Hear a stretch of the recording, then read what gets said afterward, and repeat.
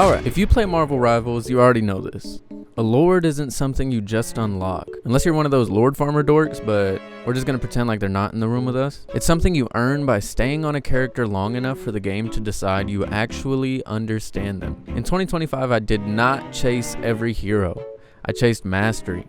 Some lords came easy, some took weeks of losses, adjustments, and relearning how to play them in this game.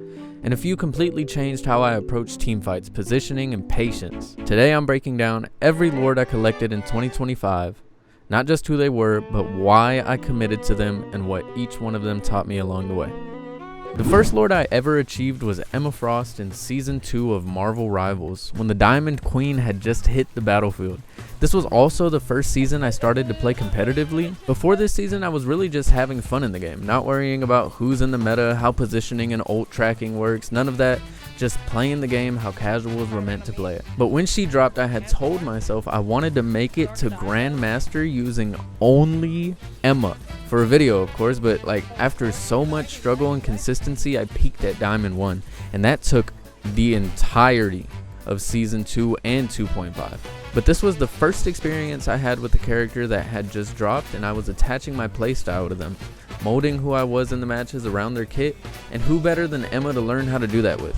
Think about it, she's a shield tank with the CC immune ability that also turns her into the strongest hitting melee character in the game, with the grab that can counter any ult as long as I'm quick and close enough.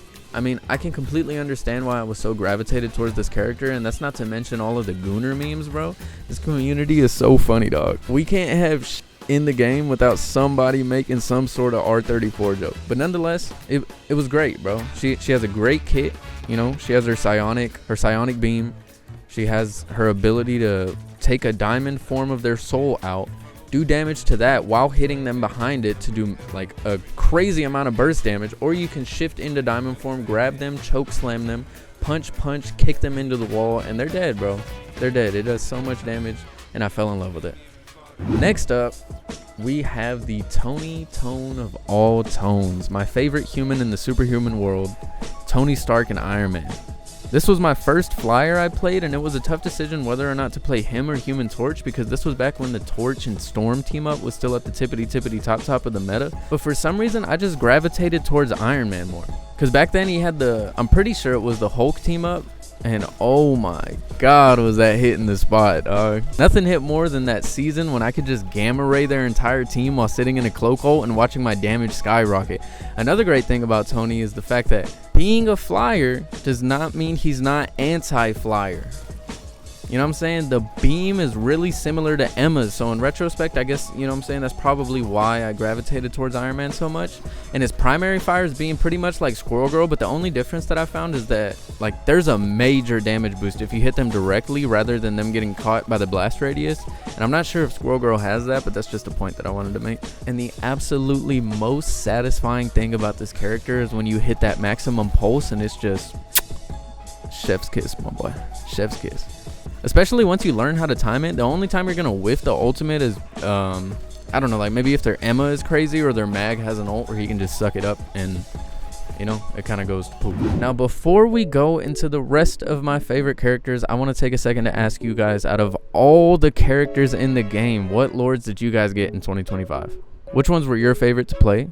Were there seasons in the game that stuck out to you the most? Were there characters that you hated to see? Were there lords that you guys hated to see?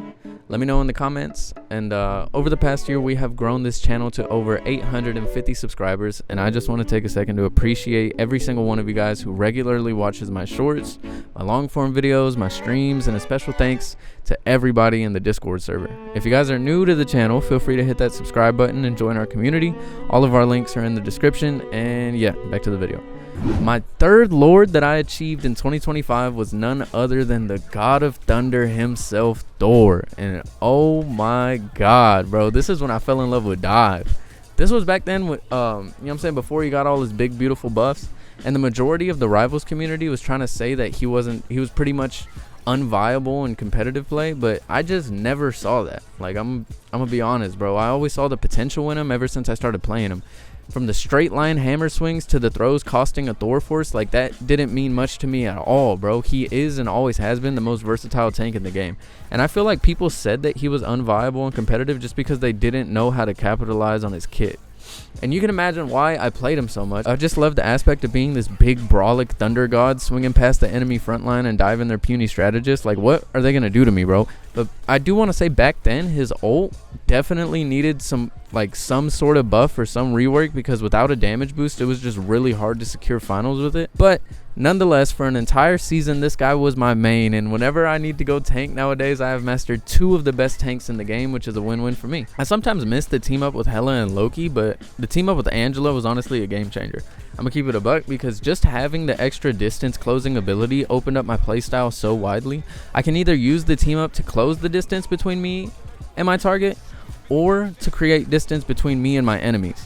Now he has a free movement hammer swing, perfect for kidnapping enemies, dropping them off of the map, or hiding a Scarlet behind a wall during her ult. I know you guys didn't think about that, but it's really impressive. You know what I'm saying? His kit has opened up so widely just because of the fact that they gave him the free movement on the hammer swings, that now it's pretty much like unarguable that he is one of the best tanks in the game. Back then it wasn't even a question if he was one of the best tanks in the game. He was just kind of getting dookied on, which honestly I'm happy for, because I'm happy that I played him back then, because I got to experience what the buffs meant to the Thor players, and it was just perfect.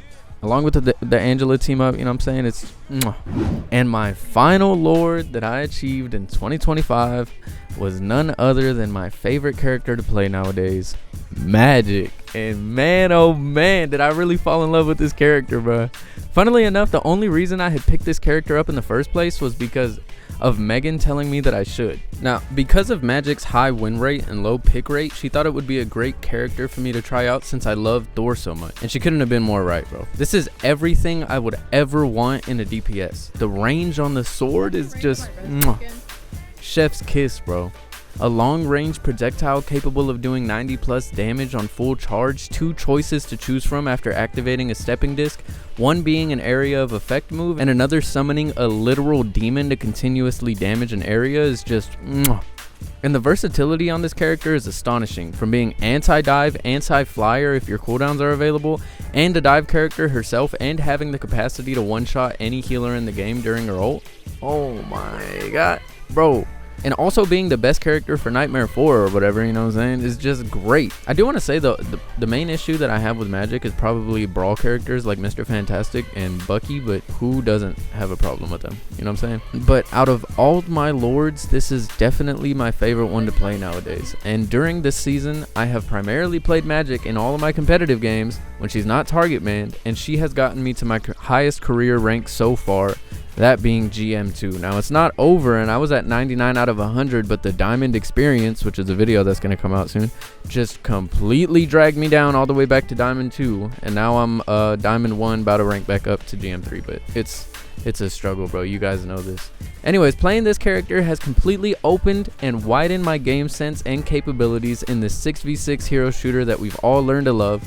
And her ult, bro, I don't even know how to describe how euphoric the feeling of securing 3 finals in 1 slash after diving into their backline is just, it's literally the reason we play this game. And with that, let the 2026 seasons begin. Plenty more rivals moments and lords to collect, along with the people you enjoy playing with and the throwers you don't. If you enjoyed this video, please like, comment, subscribe, or whatever all the YouTubers say, and cheers.